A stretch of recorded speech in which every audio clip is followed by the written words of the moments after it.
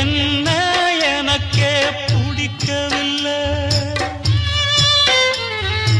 அழகா படிச்சவ சம்சாரம் அதுதான் இப்போ விவகாரம். அக்கம் பக்கம் எல்லாருக்கும் ராப்பொழுது நல்லா இருக்கும்.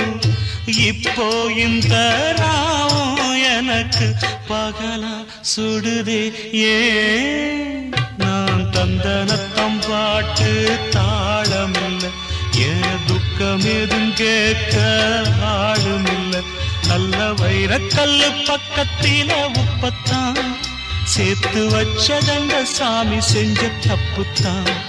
நான்